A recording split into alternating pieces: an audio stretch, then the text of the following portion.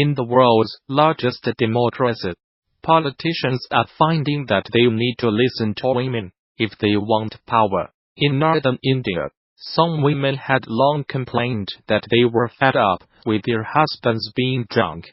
An alcohol ban brought in at their request has affected 100 million people in the state of Bihar. The domestic violence, petty crime and wasted income that had long plagued their region fell soon after, the state government claims. Women-centric campaigns are playing an even bigger role in India's upcoming national election. In a country of 1.3 billion people, politicians offering free girls' education, money to newlywed brides, and special women's police stations scored highly in the recent regional polls. The reason? In India's male-dominated, conservative society, women voters are rapidly gaining ground. Ranked in the bottom third of countries for gender equality, India has long struggled to get women to the ballot box. There are a number of reasons for this. The gender gap in voting is partly because women traditionally have been less likely to register in the first place, and even if they are registered, the idea of women leaving the household to vote is sometimes frowned upon, and they can face harassment and intimidation at the polls. For decades, registered women voters' turnout in elections lagged behind men's by an average of 6 to 10%, reflecting their marginalization in society and giving them less opportunity to shape policy. There are also fewer women to start with. Sex-selective abortions, female infanticide and preferential treatment for boys in India mean that there are only 943 women for every 1,000 men in the population. Despite these issues, the voting gender gap has recently shrunk to its smallest level on record. In India's 2013 general election, it was 1%, down from 8% in 2004. In the 30 regional elections held from 2012 until mid-2018, female turnout was higher than men in 2/3 of states. Bihar in northern India is one of the states with a higher proportion of women voters. It has long suffered from problems of anti-social behavior and crime, with alcoholism draining income away from some households. In the 2015 state elections, women's turnout exceeded men's by 7%, and they had a clear message: get rid of alcohol.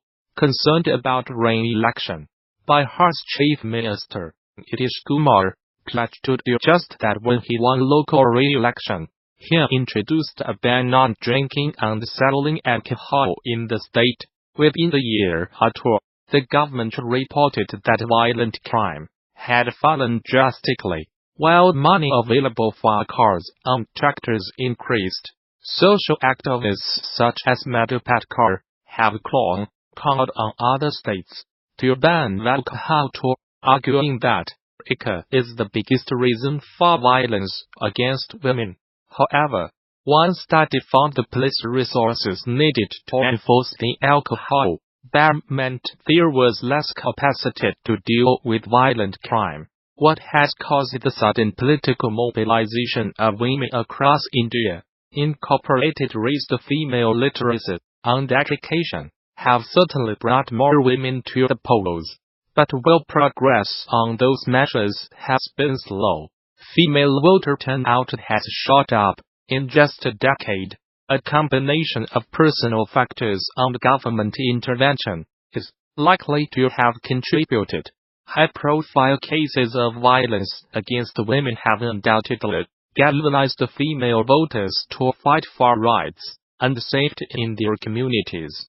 Protests erupted across the country earlier this year after rape cases in Uttar Pradesh, Jammu and Kashmir, and other states made headlines. While the Pound-Kill MeToo movement took hold from the autumn, the Election Commission of India, is trying to tackle the violence and intimidation faced by women going to the polls. It has tried to improve security at India's more than 900,000 polling booths, meaning women can now vote in relative safety.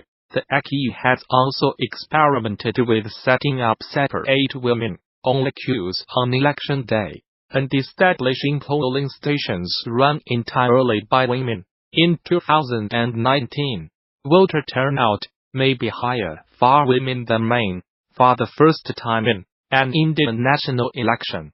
This trend has many implications, not only for how politicians campaign, but also how they govern. Since coming to power in 2014, Prime Minister Narendra Modi has made no secret of his desire to appeal to women voters.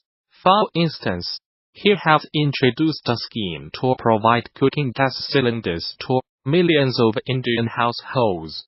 His party claims this will stop women from breathing in harmful smoke or spending hours collecting fuel. Another scheme aims to provide every household with a bank account. At least half of newly opened accounts are registered to women who have historically lacked access to modern banking.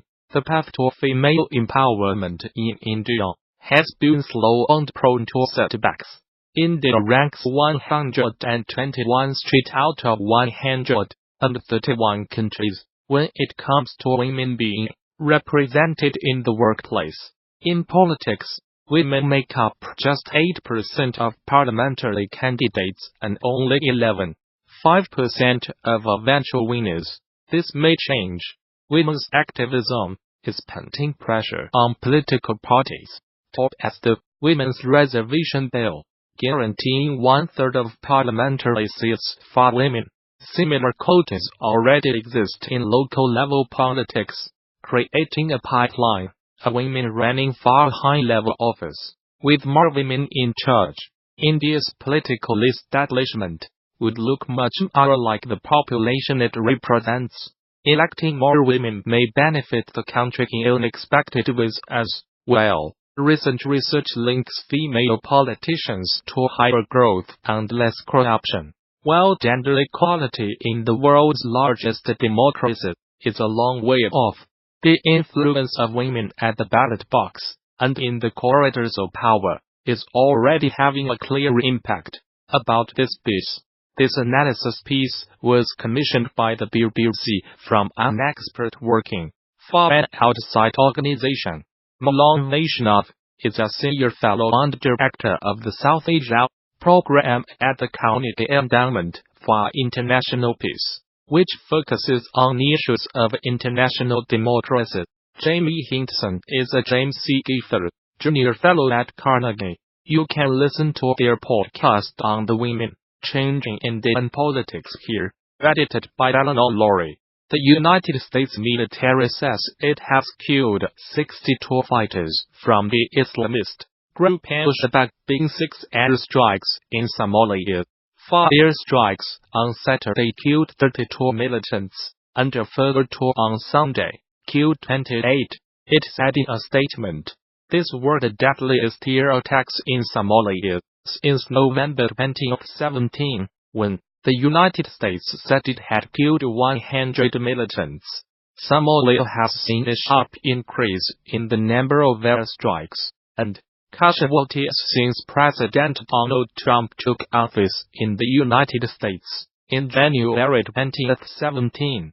A tally by the Bureau of Investigative Journalism reveals that at least 400 people have been killed in airstrikes since the beginning of 2017, far more than the previous 10 years combined. The latest strikes bring to at least 40 the number carried out in Somalia so far this year, compared with 35 recorded in 2017. The United States has a huge military base in neighboring Djibouti, from where it launches attacks on the militants. Mr. Trump gave the United States military greater authority in March 2017 to attack militants in Somalia. Traditionally, United States presidents have been wary of intervening in Somalia, since ATN Special Forces soldiers died fighting militias in the capital Mogadishu in 1993, a battle dramatized in the film Black Hawk Down. No civilians were killed in the latest airstrikes.